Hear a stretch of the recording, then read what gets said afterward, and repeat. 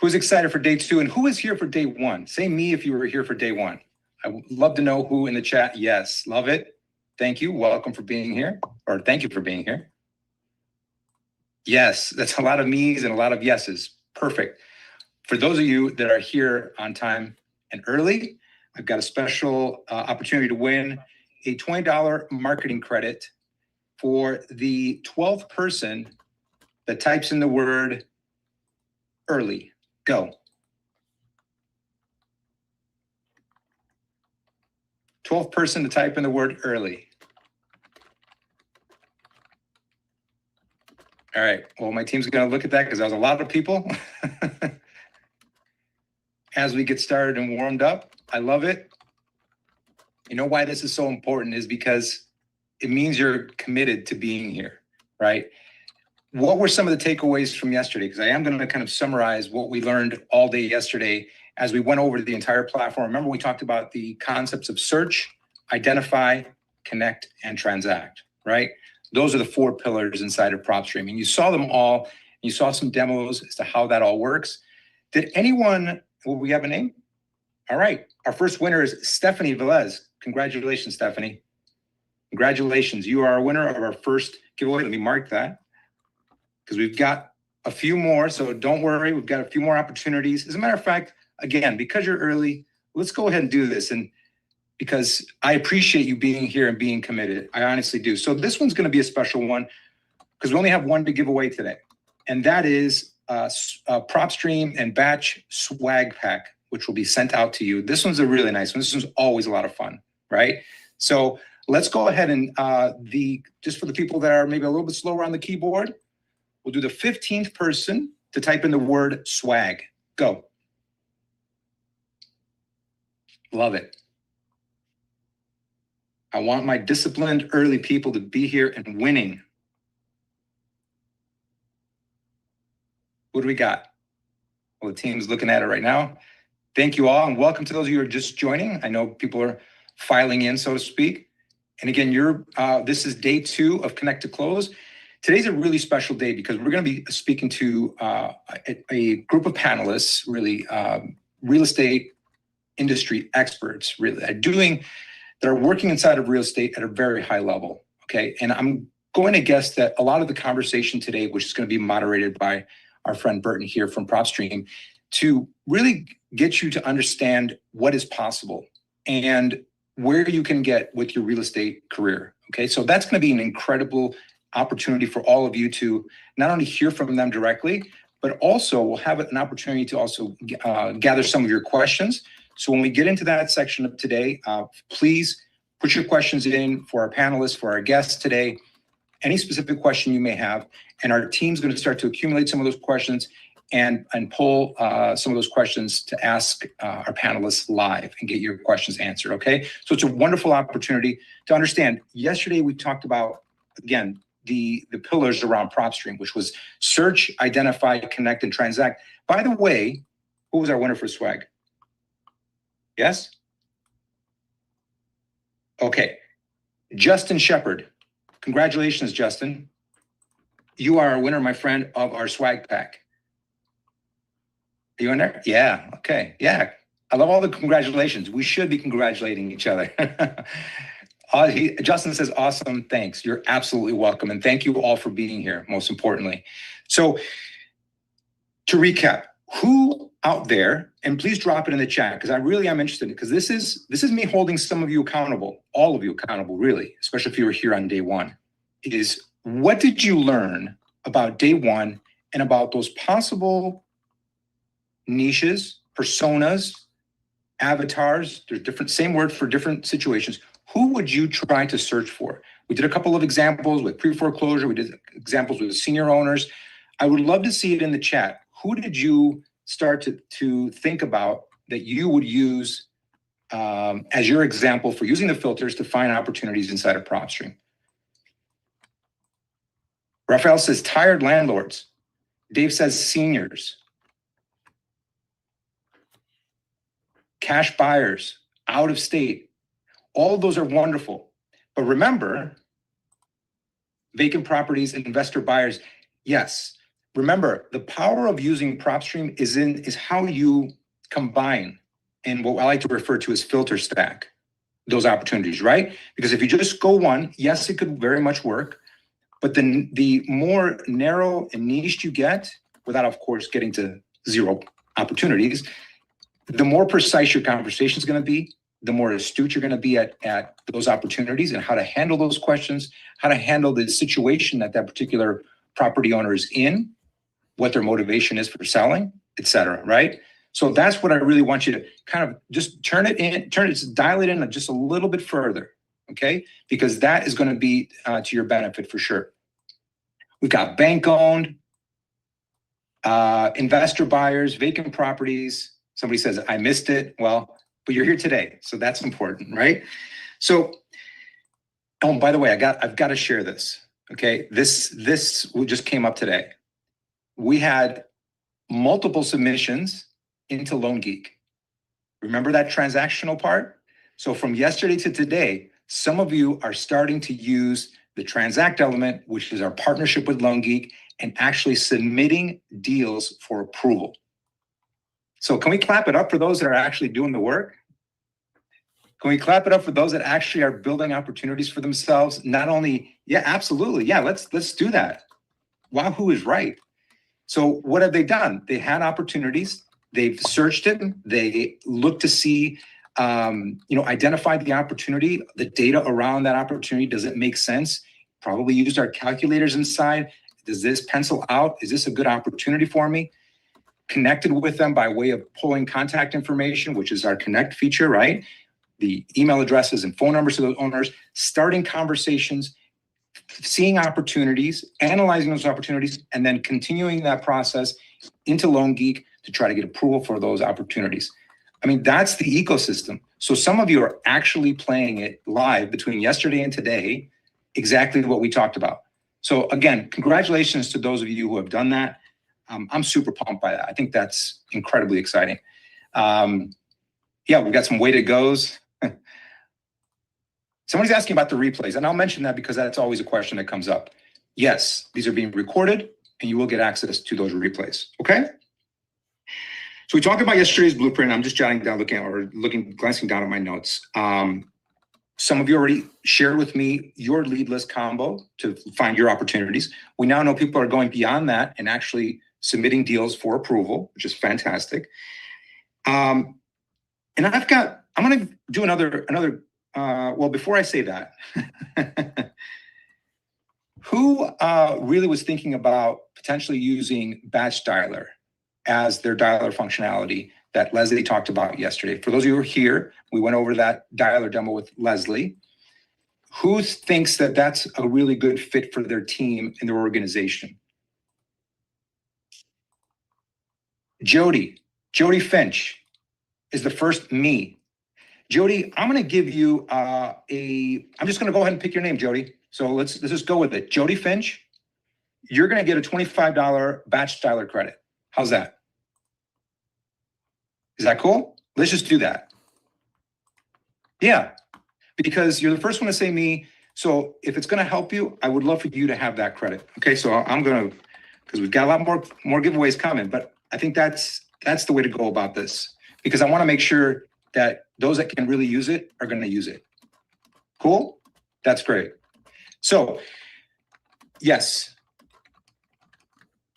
Oh, I'm just getting this word from the team. For all winners, they will receive an email end of day tomorrow. She says, just FYI. So expect to hear from us as I call out your names and we're pulling names for the prizes. You will hear, yes, and please note Jody as a winner. Yes, Jody. Congratulations again, Jody. All right. And those of you who are saying hello that are just coming in, our CR group is certainly growing. Welcome. You missed a couple giveaways.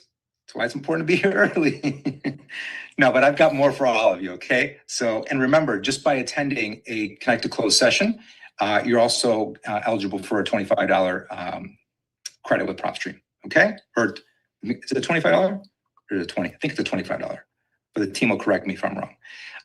But we've got more giveaways. So again, welcome to Connect to Close, day 2.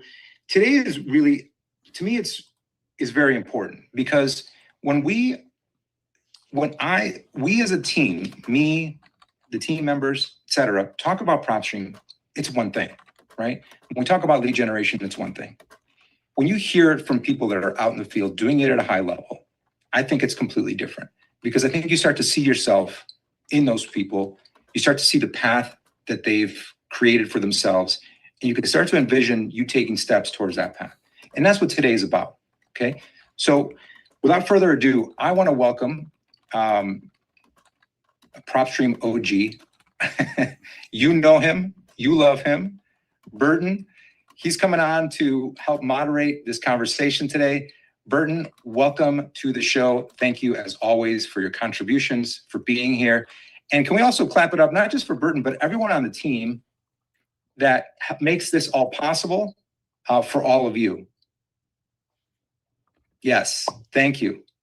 Burton, welcome. Eddie, thank you so much. The energy in here is amazing. The chats, the engagement, man, I love it. First off, Eddie, thank you so much. And I just want to thank the incredible production team that's working behind the scenes. A lot of you guys don't see the many people that are behind the scenes making this thing happen. And also, most importantly, I want to welcome and thank all of you guys in the audience as well. We know you guys are busy, family, you got to work. So thank you for investing your valuable time today with us. I really, really, really appreciate that. We all appreciate that here at PropStream. But today I love, because today we're going to be able to ask some really tough questions for some industry experts. And as we know, real estate, the stakes can be incredibly high. Mistakes in the industry can be financially devastating. But on the flip side, what I love about our space is that if you have the courage to ask the right questions, they can unlock life-changing opportunities. And that's exactly why we're here today, right? We're going to be joined in just a few moments by 3 phenomenal industry experts who are going to be ready to share their insights. So I don't want to waste anybody's time. We're here to provide value. So to kick things off, let's hear directly from them. Producers, everyone in the background, can we bring our panelists on?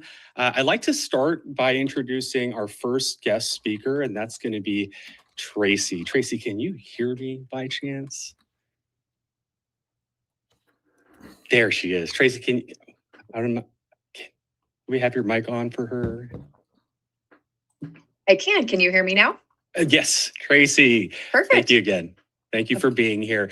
For those of us that may not know who you are, can you please give us a brief breakdown of your background, especially when it comes to the real estate side? Of course. Before I dive into that, just watching the chat, let me just say how energizing this is.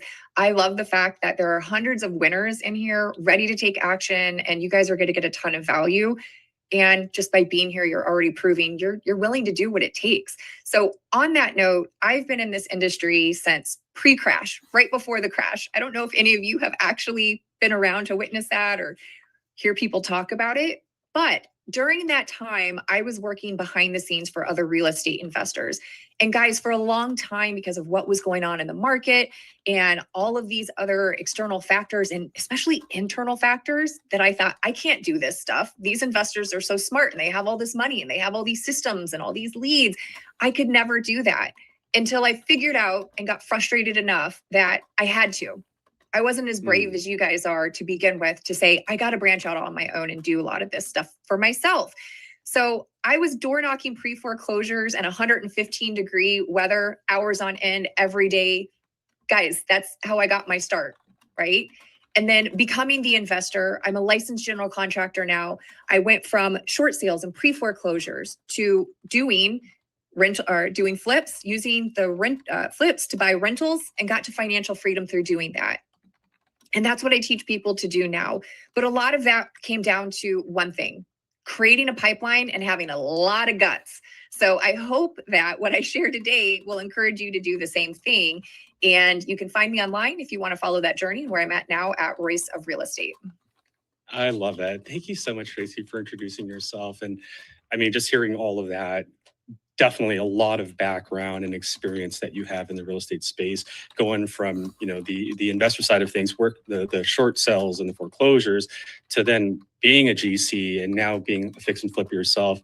Yes, our audience is definitely going to get a lot of value from you today. I have lots of questions regarding, you know, working with GCs and all that stuff. So can't wait till we get to that part. Our next guest speaker, a really good friend of mine as well, Michael. Are you there? Can we bring Michael on? Michael, what's going on? There you are. Hey, what is Michael, for those that don't know who you are, can you give us a quick background of who you are and what you do in the real estate space? Yeah, of course. Hey, everyone. I'm Michael Manatskanian. I'm an Army veteran, a real estate investor, and then I do a lot of free education as well as some paid coaching. Just real brief about my investing journey. I started investing about 6 years ago, and along the way, I've wholesaled a bunch of deals, bird dogged a bunch of deals, probably over 100 deals at this point. But more importantly, I built a portfolio of over 60 rentals.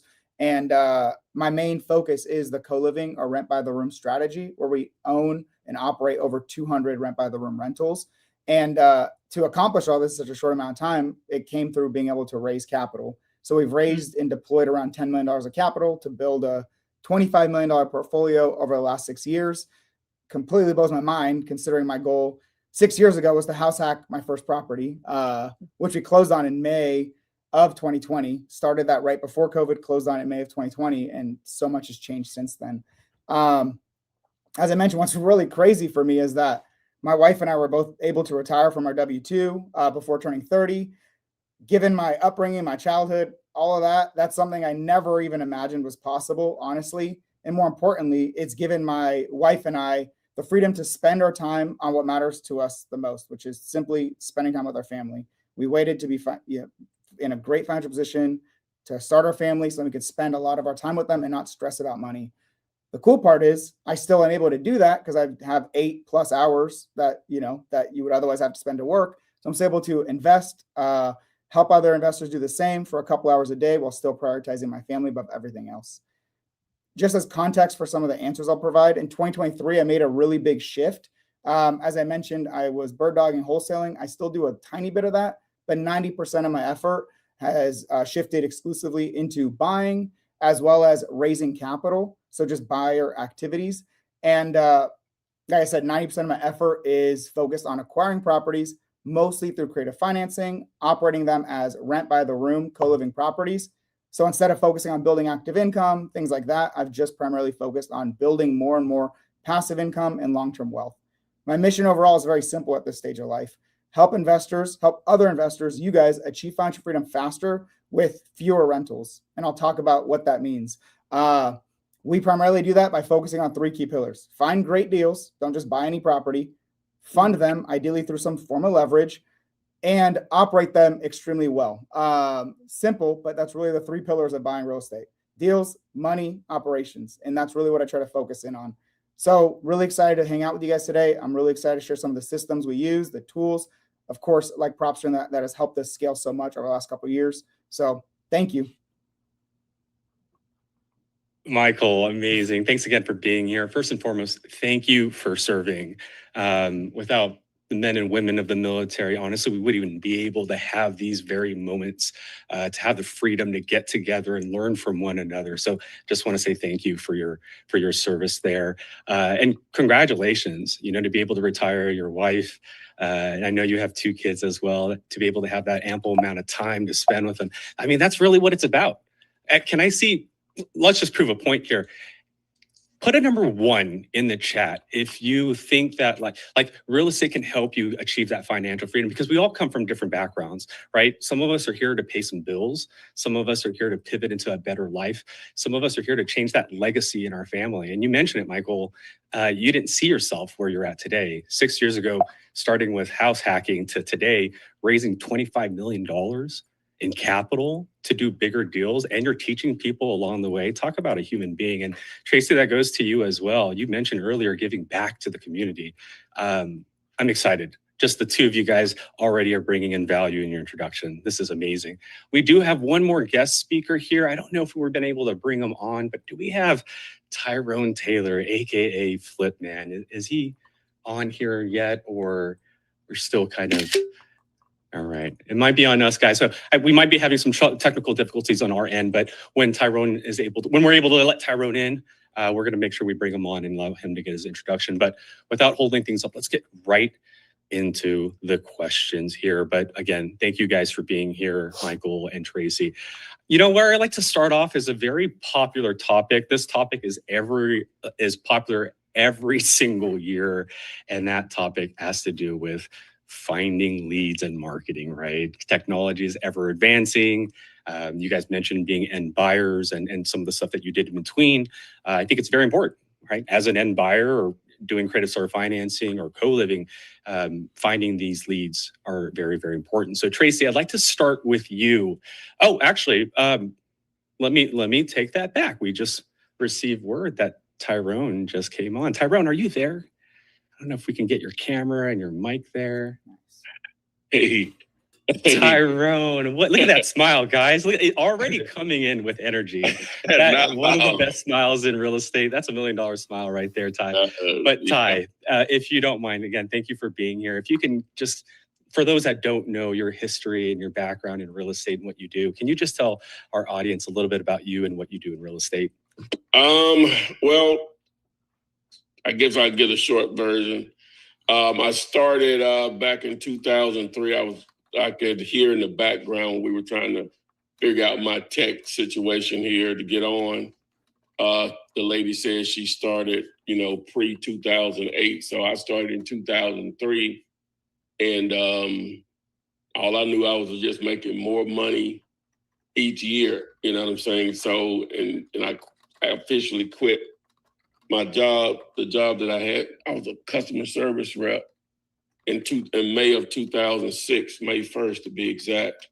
So it's 20 years I've been self-employed. But so when I knew the crash was going to happen, we were at a closing and my buyer, he had bought many properties from me. He was a bird guy. He would buy, whatever the bird means. I can't go. Anyway, so he would obviously get his money back fairly quickly and buy something else. So he would cash it out and, just like clockwork. So his lender called him while we were sitting at the closing table. I was going to make about 13 grand on that deal. And he said, he stepped out, then he came back. He said, Ty, I don't think we're going to be able to close this deal today. I called my lender and they said they're not going to be able to fund it. And he said, I called my backup and they didn't even answer. And so that was like September of 2007. And so I still didn't get it at that point. So at that point, I had gotten into, like most people feel like they have to, is get into fixing, flipping or whatever. But I'm an ROI guy, return on investment. What's better than wholesaling? Low risk, high reward. I can do 100 deals at one time. I can't do 100 flips at one time and in different cities. But anyway, that's another story. But long story short, so at that point when it hit, I wasn't a good steward of my money. And I had seven hard money loans out there on 7 different flips. And I paid for those for over a year, right? Because just nothing was happening. I was still technically green in the business and I didn't know what to do. So fortunate enough, the hard money lender, they took the properties back, right? They were okay with taking the properties back and they eventually folded or whatever. It was so good. They didn't even care. You could come to the table with no down payment. It was just great. So after that happened, 2008, dusted myself off. I didn't know at that time that that's when you really get rich in real estate because there's a lot of underpriced real estate on the market at that point. So fast forward, got back, ran back up. Got into land, a little commercial as far as self-storage, multifamily, which is where I am now as far as what I personally pursue. People send me deals all the time on the residential side, but that's where I am now. That's amazing. So. Well, thank you, Tyro. 2003, man, that's what, 20, I'm not a math expert. That's like 20, that's 2 decades of real estate experience. And just hearing the whole 2007 situation of you kind of holding the bag on 7 flips. But thankfully you found that solution with the lenders taking back those properties. So kudos to you there. Just a little thing I want to throw out there. Tyrone also is a YouTuber. Tyrone was one of the first real estate influencers that I came across, and we're talking in their like early 2010s. This man has been pouring into the public, giving free information. So if you guys haven't followed him, I highly encourage you do. You get lots of great information. And I just wanted to also share this, Tyrone, but 10 years ago, almost to this day, you were my very first webinar that I ever did on YouTube. Wow. And here we are today. So it's good to see you. Good to see that you're still pouring into the community and doing what you're doing. But thank you for being here today. Let's get to the questions. Tracy, sorry for kind of keeping you there, but my first question is going to go to you. So this topic is regarding, again, a very popular category, and that's finding leads and marketing. But with Tracy, you come from a really interesting background. Your background, again, is the end buyer. You're also a flipper, so I'm sure that sometimes that comes across your table. As a end buyer, as a fix and flipper, what are your best lead sources that you have come across, especially in the year of 2026? So I will say that I'll take both sides of this, being from inside the industry and then also where I'm buying from, because this question inevitably comes up for all of you that are going to meetups or people are doing some volume. And the question's going to be, where are you getting your leads? And what's funny is everyone always expects the one answer, the golden ticket of what is the main source that's going to work for me. And the answer I like to give is, it's going to be the lead source that you actually follow through on and monitor and measure and improve upon for long enough to follow through on it. What I think ends up happening is people lack the discipline. They want to go out with a lot of energy and say, I'm going to start doing cold calling or bandit signs or direct mail or whatever your flavor that you think is going to be successful. And then after a month of not really getting much of anything, it's like, I'm going to jump ship and try something else. Not understanding that it's really showing up regardless of how you feel, the last person, what they said to you, the callers are telling you to go jump off a cliff, feeling weird about offering way under market value. And so the energy level goes off a cliff, right? But the one lead source that's really going to do best for you, again, to reiterate, because it is so important, I think, is the one that you actually follow through on and measure and monitor and tweak until it works. Right? I'm sure if I ask Michael or Ty, we might have 3 different answers. And it's because we followed through on those things, or we developed those relationships over time. That, to answer your second part of your question, was mine is wholesalers. Mine is relationships. Mine is people in the community. But did I develop those off of one DM on Instagram or one meetup or one email? Absolutely not. I was nobody to them when I first reach out, just like a lot of you that are getting started. The frustration can be, well, this person isn't taking me seriously. Well, you haven't performed yet. They haven't made money with you. And until or unless that happens, it's going to be that continuation and perseverance of following through until it works, right? So whether That's it's a great answer. Sure. So whether it's 6 weeks or 6 months, I really want you guys to think in terms of it are bandit signs or direct mail or relationships, the thing that's going to work, and just follow through on it until you start to see seeds sprouting. And then also measure it weekly, measure it monthly, measure it quarterly, and then talk to people, come to these webinars and say, how are y'all doing? I'm getting a 20% response rate on this and other people are getting 5%. Well, gosh, you're doing exceptionally well with that. What are you doing differently? And on that note, I will say, let's say Tyrone does the same thing, I do the same thing, and Michael does the same thing. Do you guys think that we would all get the exact same results? I'm curious. No. Probably not. Michael's going to be super dope at something. Ty's going to be fantastic. I might be awful at what these guys absolutely crush it with. On the other side, I might do really well with something that these guys have no interest in doing, or they don't perform as well. Absolutely. So I'll bookmark that other part of that by saying just follow through and follow through and follow through and measure and monitor and tweak it, to say you also have to be involved in something that you personally are good at. And the good is going to, again, come through the metrics. If you are super introverted, are you going to go door knocking? Probably not, right? Although it's arguable that introverts could do really well at sales. I'll just put that out there. I hear the same thing as well. Yeah. It all depends. Yeah. So all of that in a bubble is not necessarily a direct answer, but I hope that you guys take that all of it in context when you're making the decision of what to commit to and what that looks like over a period of time when it comes to, am I getting results through this? Instead of just saying, what are you doing to get your deals? It's a more in-depth conversation. And I hope that these points give you guys better direction and metrics from which to measure. Yeah, those are some great responses. Well, first and foremost, I love the discipline because you're absolutely right. Sometimes a lot of us tend to give up when we don't see the results. We live in this era of immediate gratification versus delayed gratification. And in this space, sometimes a deal can take a year, right? You might have a lead. You might have an address in your pipeline today that's just not ready to sell. But what's that follow-up look like? Because in 8 months, a year from now, might be that threshold for that owner to finally let go of that property. So one, the discipline is very big, and two, the metrics. One of the things I observed is that a lot of people actually don't have metrics.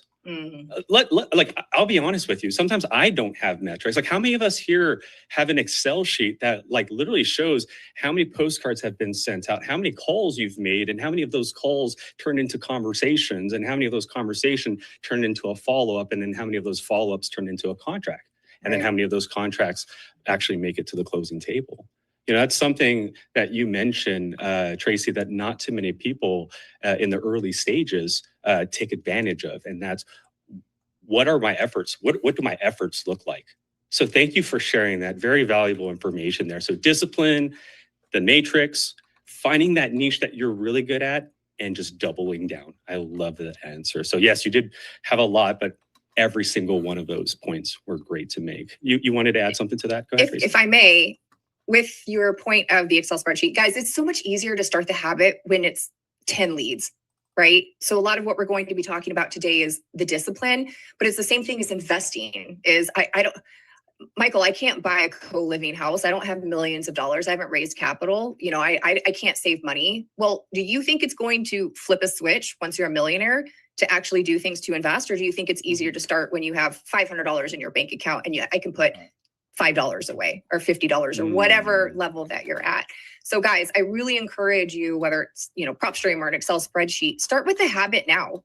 Just start the habit now of your conversion cycle, like Burton is talking about, because buying all the fancy anything is not going to get you the leads. It's the discipline, the conversion rate, the metrics, and the follow through that is going to actually build what it is that your pipeline, and so much so that you can actually measure it and see how you're performing. Absolutely. Yeah. Having the KPIs, or for those that don't know what that means, the key performance indicators, you'll know what knobs to turn. Should you put more time in cold calling, more time in postcard marketing? So yeah, very, very great information. Let's get to our next question. This actually kind of leads into the whole lead topic as well. And that's marketing. Because it's one thing to build a list of like tired landlords with high equity that are out of state and vacant, not cash flowing. But how do we reach out to them? Like, what's that effective method? So, Tyrone, this is a question for you. And I wanted to point this question in your direction because, as you mentioned, you've been doing this for 2 decades and you've done bandit signs, you've done postcards, you're doing YouTube, and I'm sure that brings you leads. So my question to you, Tyrone, is which marketing channels are producing the best conversions today in your business? Is it calling? Is it direct mail, texting, networking? For your business, what seems to be that best marketing channel for you? Well, if I exclude referrals, right, I guess that was part of the reasons why one of the reasons why I ever started doing content, to hopefully be able to do deals of like-minded people around the country or whatever. But what just simply tends to work the best is still cold calling, even though I don't personally do it. I'll either have the VA in place, or I'll just partner with someone that's comfortable with doing it. It's an immediate reaction. Whenever you can get the seller on the phone, you can get immediate results and speed up the process. And it's one of the more inexpensive ways of generating a potential, lead/deal. Now, text messaging, which I'm revisiting, really nothing worked better than that, in my time of doing this. Text messaging, because I was about to say bandit signs, which I hadn't done in a few years, but bandit signs limited because some areas you're just not going to get the traction or the time for them to stay. The city officials will like remove them right off the bat when they see them, correct? Yeah.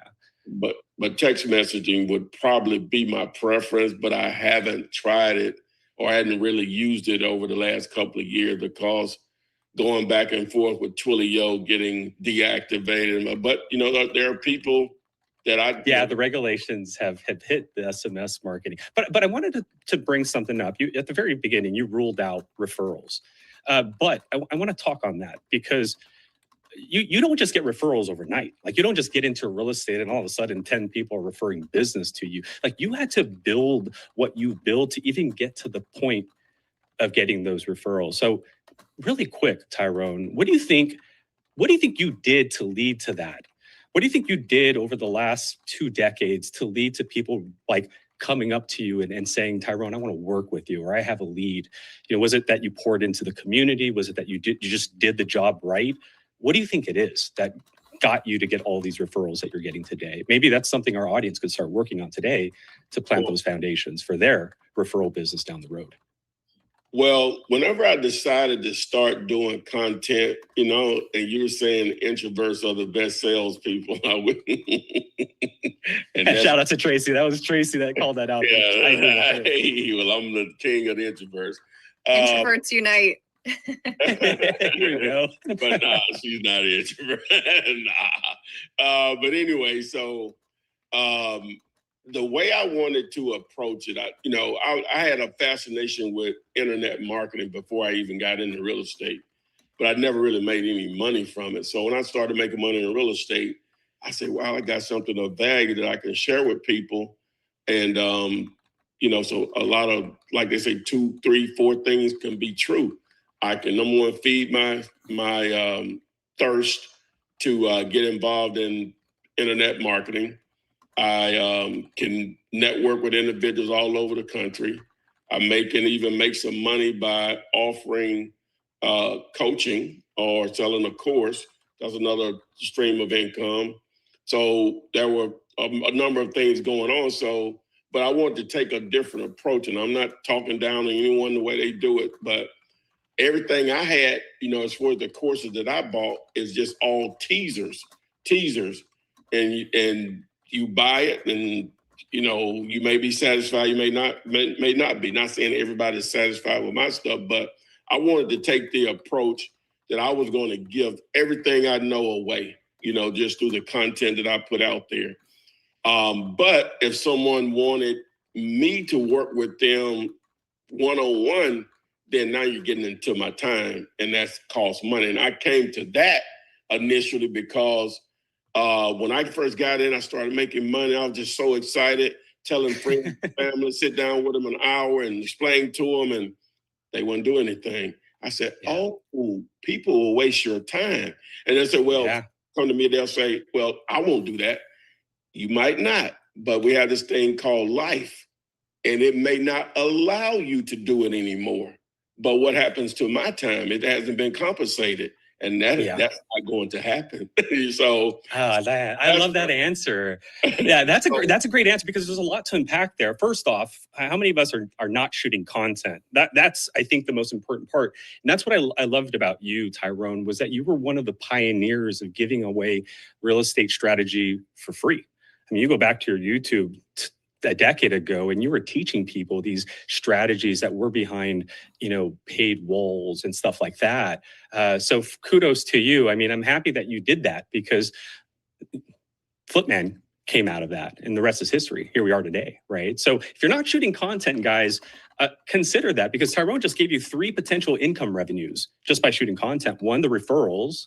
2, right, the content itself. Now you're getting people outside of your market reaching out to you. And then 3, it leads to potentially coaching, which I love that you talked about. If you are going to pour out into the community, you have to also respect your time, your personal time. Like Tyrone just mentioned, right? He discovered that, hey, I want to help everybody, but sometimes people don't want to help themselves. So he has created I love this. You've created this formula where, hey, if you really need my help, there's a path for you. But if you want the free information, here it is. But it all started with creating that content, and that led to this referral business that you have. So ladies and gentlemen, if you guys aren't shooting content, you might be missing out on a ton of deals. So thank you, Tyrone, for sharing your insight on that. Okay, well, this kind of leads to the next topic, which, as most of us know, I mean, technology, advancements in technology is everywhere. I cannot not go on the internet today and not see AI on a headline somewhere, right? It's just everywhere. So it's very evident that technology has advanced immensely, especially over the last few years, especially AI. Michael, I'd like to talk to you because I know you be dabbling in this technology. I know last time when we were at an event, we were just talking about ChatGPT and Claude and all that stuff. So I'd like to ask you this question. What automations have you implemented in your business over these past few years? That is a good question. You're right. I do talk a decent amount about AI, but I actually want to take a step back and hear me out here. So when I hear the word automation, when I hear when I think about that, I primarily am thinking from the perspective of leverage over just AI. I think most people think of automation, they think of AI agents and all that stuff, but fundamentally, AI is a form of leverage. So I take a step back and really consider leverage. Actually, Hermosi recently made a video about this concept, which is, yeah, you could spend a bunch of time through ChatGPT or whatever, creating something new, but it could make the process from 10 hours to 5 hours, so faster, leverage AI. However, what if you just decided and you prioritized that actually wasn't a thing you had to spend even 5 hours of time on? And so thinking about our time overall and taking a step back and thinking about leverage overall, not just how does AI improve or automate something, it's does this even really matter? And that's kind of where I'm going to go with and incorporate that. So I just kind of give a little framework on that concept. No, I love that. I love that answer. Like, before you even dabble, should I use AI for what I'm about to use it for? You really take that like helicopter point of view. Let's zoom out all the way out.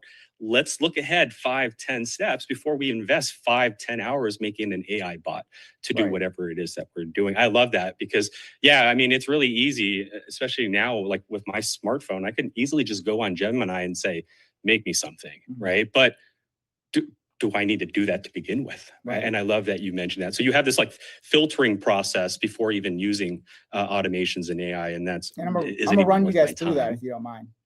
Cool. Yeah. If you don't mind. Cool. I don't want to take too much time, but if it's quick, let's go through it. What's your process on that? Over the last 6 years, one of the biggest lessons that I've learned is like I was talking about is that every single business has bottlenecks. So for me, the goal wasn't simply to just work harder to overcome bottlenecks. It was to build the systems that allow my time and effort to compound. This actually works perfectly with Flipman's answer because for me, leverage shows up in 2 distinct ways. There is first external leverage and then internal leverage. So external leverage is that the biggest source of leads in my business today isn't cold calling, isn't direct mail, it's relationships. And this is something that I identified a couple of years ago in mentorships and all that those at the top, those that are leading, typically aren't cold calling and doing all their own direct acquisitions. They're helping other people generate leads and they're buying those deals. So what's interesting is that technology and AI have actually helped me scale those relationships. For example, like Flipman was talking about, like you were talking about, Burton, I spend a lot of time creating educational content, but honestly, I'm not doing anything fancy. I'm not trying to create viral dances or TikTok videos or reaction videos. I'm not just yet. Well, maybe one day, maybe I'll sell out. I'm just documenting what we're already doing in our business, in the real estate business. And that really resonates with people because, of course, like real estate investors who are serious, want to be serious operators, they want to learn from people who are just sharing how to do that. So if I'm analyzing a deal, I'm teaching how I analyzed it. If we're raising capital, I teach what we're doing and I present what is the deal structure? Why this capital? How is it going to be incorporated? If we're improving operations, right, for our properties, I'm sharing those systems. AI definitely has made that process way faster, summarizing meetings, organizing ideas, repurposing long form content into shorter content, drafting emails, turning real business activity into educational content. And the real form of leverage isn't just the AI that makes that more efficient. The real leverage is the content, which is compounding over the last several years. And someone, for example, someone watches a video from 2 years ago, and today they want to be my capital partner, or they want to bring me a deal, or join our team, or refer another investor. So before we even get into automating the business, it's more about what technology, or like leveraging technology itself as a big driver of relationships. Yeah. I said, I love that because you've identified. Oh, sorry for interrupting. Go ahead and complete your thought. I didn't mean to interrupt you. No, it's okay. I mean, it's a good transition. I was going to get into internal leverage, but like what we do in our business separately from the content to generate leads, but then what we do in our business, more specifically AI and technology and systems in our business to help us improve and automate, acquiring deals, analyzing them, operating them. But we can either do that. No. I love what you're there because let's peel that apart. Because when you say when people say AI, it's a very broad word. Like you could use AI for a lot of things. And I like what how you broke it down. You understood that in your business model, real estate relationships is that lead source. And I love how you've utilized AI for that. And correct me if I'm wrong, but you're probably utilizing AI to craft the emails that you reach out when you finally network with someone. Like you meet someone at an event, you get their email, you put them on your email list, they're getting an automated email that's been curated based on the conversation or based on what you do as a service provider in real estate.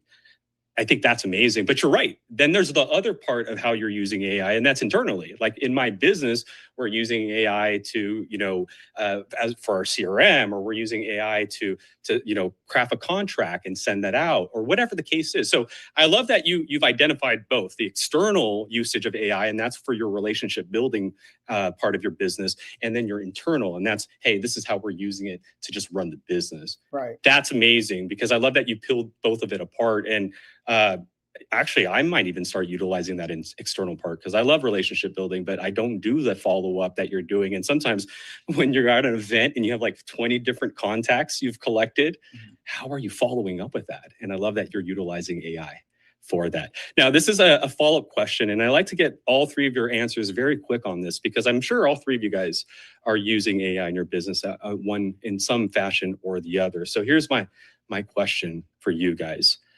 Where do you still believe the human touch matters the most in your business?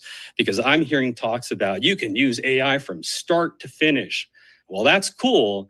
It just doesn't feel right. So, Michael, I want to ask you first, since you just gave us your answer, where do you still believe that human touch is? And then Tracy, and then Tyrone, I'd like to get your quick insight on that first. So, Michael, you first. Yeah, I think this is a perfect answer, perfect question, especially given the world that we're in. Everyone's trying to just automate every single thing.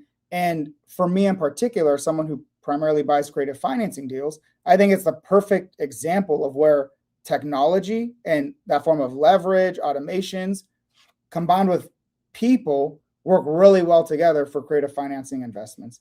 So technology, automations can help me better understand the property in the situation, but it still takes the people, right? The seller, their motivations to really understand the problem. Because you could see that there's a lien on the property. You could see that there's little equity or it's very long, high days on market. And we can assume, oh, they're super motivated. They haven't sold it for 180 days.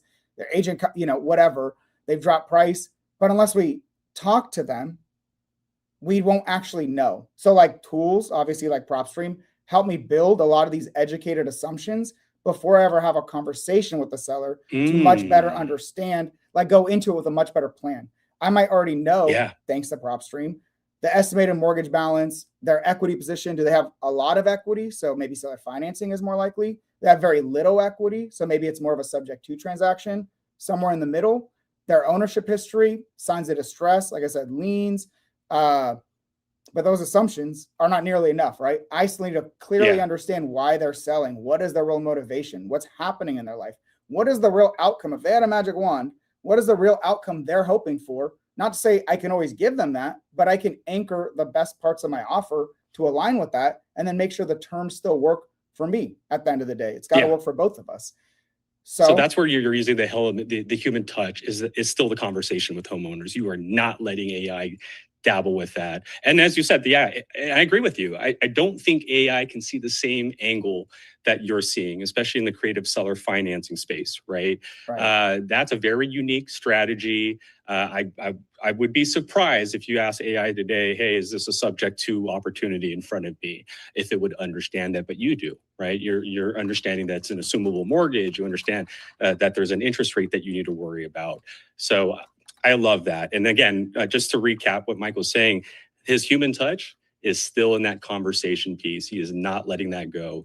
Definitely agree with you there, Michael. This is a human-to-human business, so keep that conversation going. Can I just Did you want to add to that before I pivot to Tracy? Final thing, right? So like the software, the automations, the tools help me get really solid assumptions, helps me make really educated conversations with sellers. But the seller at the end of the day is what gives me the truth, right? That is the person element. My job is to bring those two together to create the best solution for everyone involved, because the seller has to agree to it. I got to agree to it for us to move forward.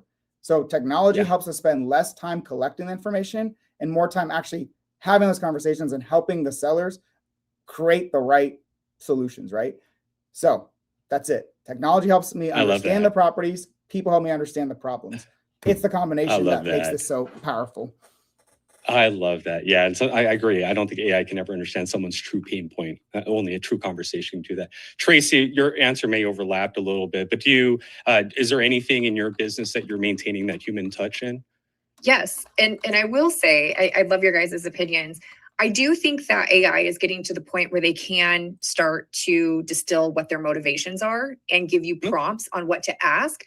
But that being said, one of the things that I want you guys to consider is that all the work that you're putting in to get your leads in your pipeline, and finally someone said, come to my house. Oh my gosh, Tracy, it's been months. I finally might get a contract, and we're so excited. And we get to the door and we want to say all the things and show how smart we are and say all the terms. The sellers couldn't care less, y'all. What they care about is, do you care? Like the name of this is connect to close. It's not show how smart I am to get a deal. So behind closed doors, your team might be talking about, bro, this is going to be a 50K rip, right? I'm going to make crazy amounts of cash flow. I'm going to do this. I'm going to insert this private money lender here, and I'm going to build this entire, system around getting this deal in place. But when it comes to pain points and motivation and extracting that, that's all one thing. When it comes to sitting down in front of a human being, what I would say, guys, is turn your phone down, right? Like turn it upside down, give them eye contact, and do not worry about how long that you're going to be on the phone with them, in front of them, whatever. Show them that you care. And some people are brass tacks. Some people are numbers. They don't want to chit chat. They don't want to have tea and show you all the things and pictures of their grandkids and how they were raised in the house. Some people just don't care. They're like, listen, you scumbag real estate investor, what's your numbers?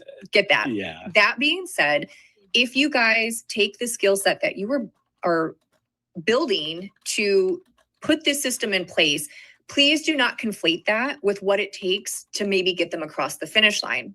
Going back to the question of, if I am doing the same thing that Michael and Ty are doing, do you think that we're going to get the same results? And overwhelmingly in the chat, y'all said no, rightfully so. What might make the difference? The conversion between where we started with this, the number of people that are prospects, right? How many conversations we started, how many appointments we went on, and then how many contracts. Because some of that has to do with, I'm giving you a little bit of a secret here, guys. Some of it will come down to, I just didn't like that person.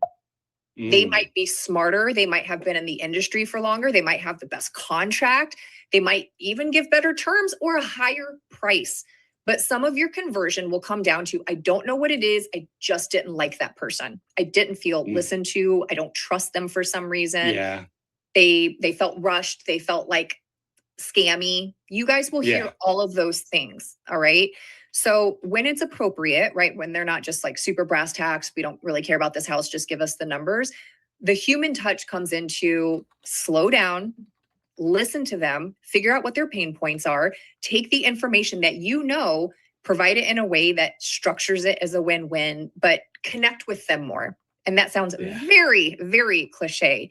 But with our with our bandwidth being so zapped these days and few people really, excuse me for my language, giving a crap about you personally, it's very refreshing when someone can show up at your door proverbially or literally and give you that time of day, right? So take the time, and then that also turns into a referral source for taking videos, guys. Please, please, please, if you get one thing from some of the information that I'm sharing, get video testimonials from these folks. And that will give, thank you, that will give you huge return on investment. So taking the time to connect, getting their pre-permission for a video testimonial, putting that into the content world that Ty's talking about will do dividends over trying to build more and more and more automations. I love that. That's a great question. And that's the human part there, right? Having them side by side. Hey, this worked out for both of us. You seem happy. Can I get your testimonial on that? So great answer. And I love that you mentioned the whole, like, just have time, like patience, be empathetic, make that eye to eye. Because the reality is they could smell the commission breath, ladies and gentlemen. So if you're going in there with that commission breath, you might want to revisit your approach. But thank you, Tracy, for that. Tyrone, before we wrap it up, I have about a few more questions for you, and then we have some questions for our audience. But Tyrone, I just wanted to get your insight on that. You've been in this business for a long time. You've seen technology advance in many, many ways over these last 2 decades. What part of your real estate business are you still keeping that human touch involved in? Wow, that's a great question. I'm probably I'm really into AI, right? And I do a lot of the tech stuff in my little, world, just because I like it, right? So as we're sitting here, I'm reading through a Claude skill right now, trying to make sure I tweak it the right way. But I'm listening. And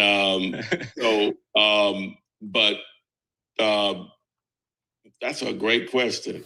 I can tell you one situation that AI, I don't know if it ever gets to that point. I guess it will.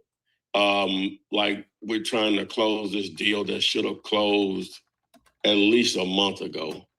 And, just going back and forth with the attorney, sending out documents that need to be notarized because it's an air situation. And the buyer and I technically got into it this morning in a nice way. So the AI wouldn't be able to do that, because positive bumping heads. I love it. Yeah. Through the realtor, she let me know because she's someone I actually used to date. Let me just say that, used to. And we got some drama going on here. So she's gonna talk to me, not like a real. We know each other, like really. Yeah, you get a whole webinar for just that section of this. We need to talk about this. In a future episode. The team. And so she let me know that he was like, wherever this flip man guy is, and the reason he referenced that is, I use my LLC that has flip. I normally don't tie the two in together, but I just did it. But anyway, so and he was this flip man guy who doesn't know to run the title before he even markets the deal because it's a novation. And I'm like, wait a minute. I said, do realtors run title when they list properties? No. Now you do it when a buyer's identified. Yeah. Same thing with wholesaling. I used to do that. And turn out, and 20 years ago, when I didn't know any better, because you do that, and the buyer that you get, they don't use that title company, and I'm not paying for it. So no, I'm not going to run it. So anyway, he sort of like, well, it really took you all should have had the title ready, blah blah blah. Okay, the title's ready now. Why are we not closing? And plus, it took the attorney 2 weeks just to get the affidavit. My point is, a human has to deal with all that. Yeah, with all of that. That's a lot of like in-between drama. All the stuff that comes with it ain't gonna always go as smooth as you get it on the contract, find a buyer, run the title, boom, what date we're gonna close? No. And that actually makes sense too, Tyrone. It's hard for interrupting, but I like that because that's very true. Some of these deals, I don't even think AI can organize. Like for example, probate deals. You might have an owner who passed away, but there's 7 kids, and they're all around the United States. How is AI going to take care of that and organize that? So I love that you've recognized there are some very complex situations that just AI is not going to be able to take care of. And as you were just sharing, sometimes it takes that getting involved, that human touch there. Tyrone, I want to ask you this question because you're a YouTuber. Again, you've been doing this for quite some time. Over the last few months, and this is just a quick yes or no question, but over the last few months, I've seen people use AI to make content. So you literally see the video and it doesn't even look like them. They look like clay figures and stuff. Are we ever going to see that from you? Yes or no? Oh, you hadn't been following my channel. I've been doing it. I got Let's go. Well, how does that help you? Because my reason for that, no, go ahead. No. Well, I want to ask you that because someone had told me, he's like, look, I'm able to use this AI for content creation, and I don't have to be there recording multiple times. So would you say that it has doubled your volume of content, or has how much has it increased your content creation by utilizing AI? Well, I'm okay. Well, first of all, if you go back on my YouTube channel, I got some terrible stuff out there of me. Yeah. Right. So I'm talking about the AI generated stuff, and I'm terrible anyway, but there's some of the AI generated stuff, you can know it's not me, right? Yeah. But the hardest thing it was to get my voice for whatever reason. We're there now. Your mannerisms and your voice and stuff. Right before we got on, I uploaded a video that's AI generated, and so but I'm a risk taker, so there's no big deal about that. So because I'll get comments like, "Oh, that's AI," and I'll comment back, "Did you learn anything?" I love that. This is the point. Did you learn anything? It creates engagement. Right. Nobody's trying to hide that it's AI, even though it's gotten that good, really, though, that you won't know. It has. It really has it's gotten that good. And guess what? Yeah. This is the worst it's going to be is for how good it's going to get. So I love that answer. So you've used it, and while obviously very evident that it's not you, it has created engagement, because then you'll get people engaged, and then you're able to pivot. Hey, but did you check out that content? That's genius. I love that answer. And I'm going to, I'm just a little smart mouth, but I'm like, well, so, a human didn't really create it, blah, blah. I said, do you think Spider-Man flies around on those buildings in the movies? That ain't the same thing. Yes, it is. Again, did you learn anything? The point is, that's true. So, I like that you've considered it entertainment. I like how you're categorizing as, hey, it may not be me, but did you get some entertainment out of it? In this case, did you get something out of it, whether it's entertainment or some value out of it? I love that. Quick, this guy that I follow, he'll say, this is Julian Golden. My AI avatar. Julian's off working deals, blah, blah, blah, but he reads every comment. That's me. I read every comment, right? So that's why I'll respond the way I do, because I'm literally there reading every comment. So I love that. Again, are you learning anything is the point. I love that. Again, the smart part there is the engagement, using that AI to, again, I would say help you from content, because now you don't have to sit there and hit the record button and read a script. The AI is doing that. But whether it's you or the AI, what I like is it's creating that engagement. People are commenting, and then you're able to pivot. Hey, did you get some value out of that? I love that. But we are wrapping up to the end of this segment here. I want to thank you three so much. This was amazing. Thank you again for taking the time out of your busy schedules, the three of you, just to be here and provide value to our audience members. I personally learned a lot from you guys today. We've known each other for many years. Tracy, we barely met just recently, but I'm looking forward to learning a lot more from you as well. And I'm sure I'm not the only one. So Tracy, I'd like to start with you. How can our audience members learn more about you or connect with you? Do you have any social platforms or any of that? Absolutely. So my last name is Royce, spelled R-O-Y-C, like Charlie, E like Echo, Royce. And you can find me on all major platforms at Royce of Real Estate. I share a lot of behind the scenes as well as real estate, design, all of that fun stuff. And I will say, to the introvert point, I love connecting with people online. And I feel like the more you practice, speaking and connecting again, I'm safe behind the computer right now, but like anything, you guys will get better. But I absolutely love connecting with people online. So if you are an introvert and you're like, I can't do content, Ty, I can't do this stuff. Yeah, you absolutely can. And then when you start to connect with people more in real life, you too will become what's it called? We're an introvert and an extrovert, depending on the scenario. I'm one of those. So however you, whether an introvert or extrovert, you can find me at Royce of Real Estate, same website name, and also on TikTok and Instagram. I love that. Hang on tight. We have a few questions for you in just a few minutes. Michael, same question to you. You provided a lot of value. I'm sure there are people in our audience that want to learn more about the creative strategy, the creative seller financing, the co-living that you do. What's the best way for our audience to follow you and connect with you?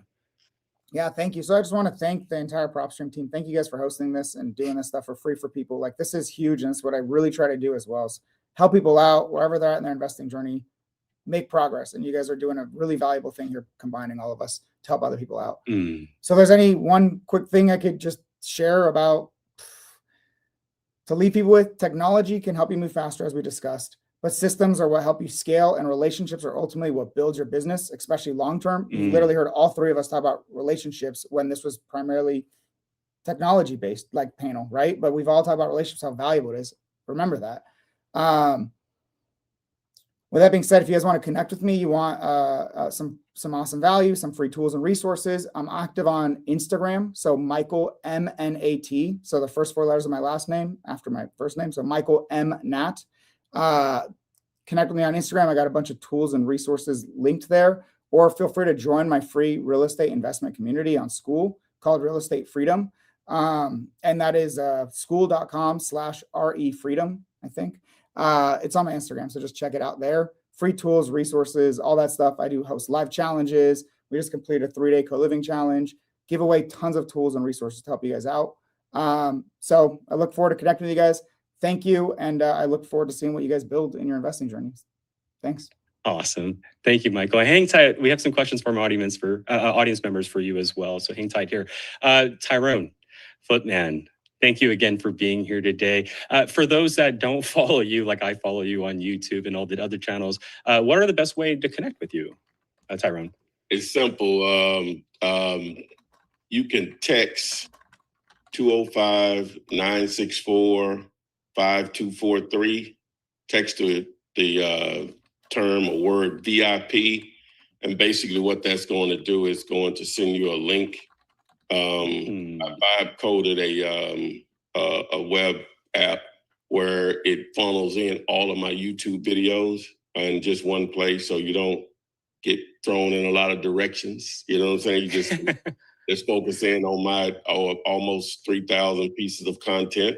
Not saying you got to watch it all, but everything you need to know about, especially houses, a lot about land, self-storage, owner financing, pretty much anything. It's set up where you can just put in a question and it's going to pull up relative videos. You can watch testimonials of people that have used my content, whether paid students or non-paid non-paid, to use it and ran with. A lot of them become millionaires just from that free content. So that's the best way. Just 205-964-5243. Text VIP. Awesome. And we put that in the chat for those of you that didn't catch it. Janae, thank you so much for putting in that. Again, guys, that's 205-964-5243. Text VIP. And that will be sent over to you guys.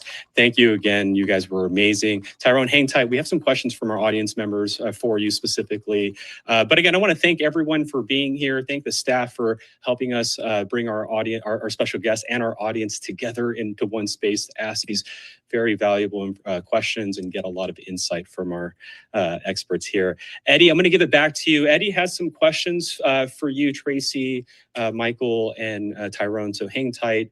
But thank you guys very much. My name is Burton, and I'll see you guys on the next one. All right, B. Thanks so much, Burton. And thank you all, of course, for participating. It's really, I just love when people hear from other voices, of course, that are actually doing it in the field. So again, thank you to all three of you. I did want to, pull from the chat, and the team was wonderful, just kind of putting some questions together. So just kind of a little bit of rapid fire here as we close with you all here. Michael, how are you integrating PropStream into your system, and what recommendations can you offer on how we should approach such a tool when applying the systems you teach specifically? Okay, good question. So As I mentioned, I'm a buyer primarily, right? So what I'm doing is I started with my own first real estate investment calculator before buying my first deal, just a bunch of analysis, and enhanced it over the last several years. When I went all in on utilizing PropStream for a lot of my initial wholesaling and like, pulling lists, skip tracing, contacting sellers, and then primarily buying, I started adapting my calculator, my own internal spreadsheet tool, to work hand in hand with PropStream. It doesn't automatically pull data, although we're working on that on a web tool. But so we'll talk about that. Or yeah. But what it does do is I know exactly the information I need to pull from PropStream. I know where to find it all just through a lot of repetition. And that's the big thing. And I think Tracy talked about this at the beginning. It's like about the habits, right? The tool was great. The spreadsheet was great. PropStream was great, but it was the habit, not that you guys have everything, that I have everything. It was the habit of finding leads, filtering them relative to my buy box, analyzing them by pulling the information from the right places, right? Getting income estimates, expenses, PropStream data, mortgage data, all that kind of stuff. And combining it all and just doing that over and over and over again has been a major advantage. Specifically, PropStream, like I said, creative financing. I'm looking at mortgage data. I'm looking at if there's any liens on the property. I'm looking at when they bought it. Have they tried to sell it, recently? Is an expired listing? So it really helps me do all that, both with navigating the conversations with the sellers, or even knowing if I should even reach out to a seller, navigating the conversation. And then most importantly, especially deals I'm getting from wholesalers and bird dogs, is to actually analyze that deal as efficiently as possible by combining the data with the spreadsheet and making that actually like cohesive. So hopefully that was helpful. And everyone can get a free copy of my calculator too. It's in the free community. Yeah, that's super helpful. And obviously, being able to follow you, we see everyone's handles here in the chat. So another way, obviously, to stay connected with you and what you're actually doing. But I love that answer. Tyrone, one of the questions that came in was, can you further elaborate on your use of virtual assistants? What tools do you use and what recommendations do you have for folks on best approach in using virtual assistants? What are your kind of takeaways there if someone's going to step into that space of leveraging other people's talents, specifically virtual assistants? Well, ideally, if someone's going to use a virtual assistant, I'm just using cold calling as an example. Similar to AI, well, part of it. Whenever AI, just not to get off track, but AI, if you already know about a topic or know how to do something, it just gives you superpowers. So whenever if you're going to use a VA for cold calling, my recommendation for you is to do it yourself, even though it may be a strain. It's going to come with it. Hard to get people on the phone. People hang up on you, curse you out. No, I don't want to sell. I do want to sell. The numbers don't work. You need to go through all of that. So, because the virtual assistant may be experienced, but they still need to know your method and how you want to handle calls, right? And that only is going to come from you doing it. So before you spend your money on a virtual assistant, I would highly recommend, especially on the cold call side, to do it yourself. Or if it's on the admin side, I recommend you understand what's needed for them to do. So there's no confusion there. So you have your protocol on how you want to do things because you know what it takes to accomplish what you're trying to accomplish. That would be my. So don't expect the bringing on of virtual assistants to be some kind of magic button, right? You do need to bring them up to speed as to how you want them to have those conversations, how to handle those conversations, and when to hand them over to someone like you, right? Okay. Yep, that's it. Yeah, perfect. Tracy, question for you. Can you talk about best practices to engage with pre-foreclosure prospects and how you differentiate yourself from others when you're contacting that owner? Sure. So I started back in the time when we were literally going up to the door and door knocking them. And this is where a lot of the feedback that I actually still give to this day has become foundational. And what all this talk about AI is so ironic to me, is the things that tend to work and convert are still the human touch and the process and the procedure, just making it easier by virtue of these automations and systemizations. One thing with talking to people that are in pre-foreclosure is y'all will realize how much people are in denial, and they don't want to deal with the prospect of the fact that their house actually will go to foreclosure in this amount of time. And guys, depending on which part of the country that you're in, there's a judicial process and non-judicial process. Not worthy of going into now. Google it so you better understand. But I'm going to talk to the states like mine in Arizona, where it goes pretty quick. Once you get something posted within 90 days, your house could go back to the bank or get purchased by an investor. Regardless of that outcome, what you will find is people will tell you, I have it handled, or the house is sold. And when you guys pick up on the lingo that sellers use, which is why you don't talk over them to show how smart you are, when they say the house is sold, what they meant is they signed a contract. They might not realize that the person that they signed a contract with is a wholesaler who is now putting this out on the streets, and that price ain't going to work for anyone, let alone someone like me that's going to turn around and rehab this house, right? So they're just looking at the spread of what can I get for this as a wholesaler, and ignoring the fact that we're not trading at that price anymore. That was 2-3 years ago.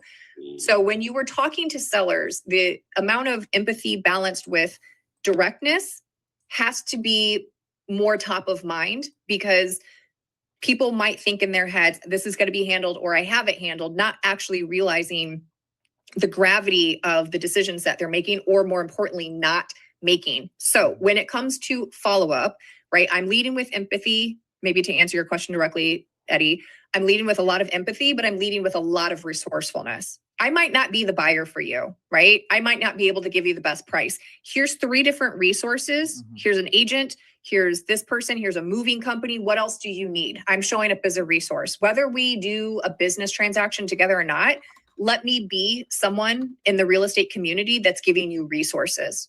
So when that person is making a decision and you're following up with them, you're not this pest. Hey, Jane, you said last week that you got this handle, just seeing, oh gosh, that Tracy, she said not to follow up with her for a month. All that goes thrown out the door when you're talking to people in pre-foreclosure where there's a definitive timeline. So if someone tells me to follow up in a month, I'm following up with them weekly, or teaching students to follow up with them weekly.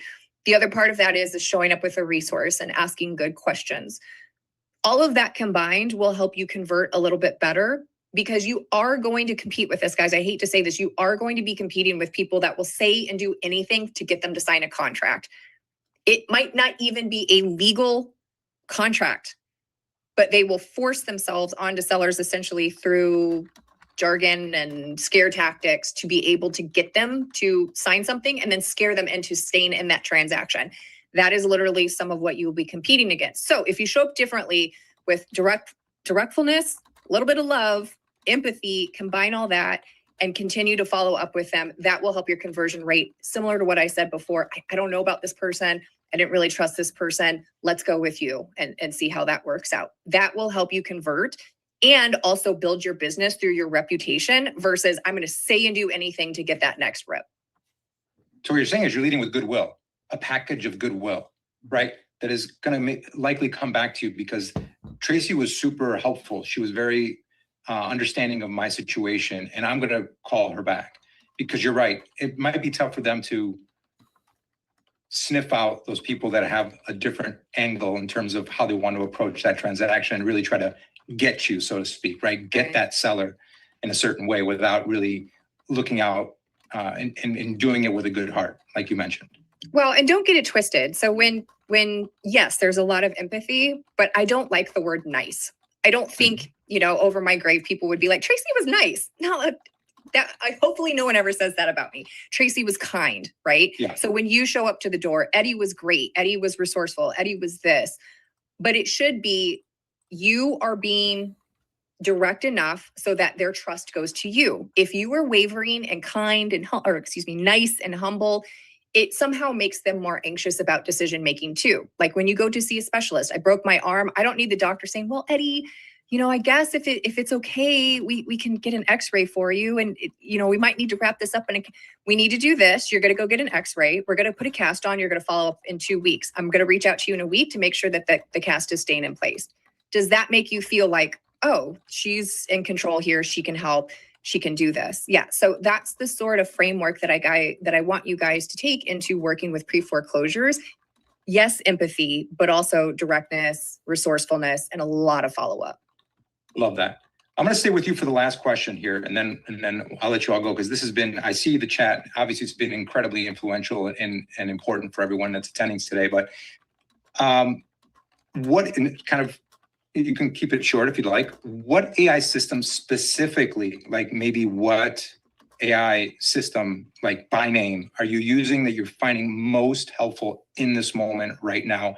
And what would you be using it for? What are you using it for? I'll keep it super simple. I'm using Chat GPT. I know that that's the most easy one to go to, and using it to facilitate the stuff that is repetitive and necessary that I can teach it to shorten what I need to be involved in. That can look like a lot of different things, especially on the construction side. As far as what you guys might be using it for, I would just look at the things that you have to do repetitively that don't take the human touch, or even overlapping that a tiny bit and implementing that. But to Michael's point, I really like what he said, when should we even be doing this anyway? Because a lot of y'all are going to be hiding behind, I'm busy and I'm creating something, when you should be picking up the phone, knocking doors, or whatever that translates to, and doing the tough, like anxious ridden things that are actually going to get results. Yes, there is a time and a place for automation. Yes, there is a volume level to which you have to systemize or you will never grow. But please, if you get anything from me, and I know this is an indirect answer to your very direct question, please don't go build something for the sake of like, oh, I feel good about doing this and it doesn't require me to get rejected, rather than just go and knock on some doors, shake some hands, put out the calls, do the things that will actually make it necessary for you to have a better system. Getting caught up in the busy work. Yes. Yeah, exactly. Because you feel like you're being productive, but you're not producing. Yeah. What are you afraid of that you're not going and doing? If there's a better answer, then you don't need to build a system for that quite yet. Michael, Tyrone, Tracy, it's been an absolute pleasure. Thank you so much for being here today.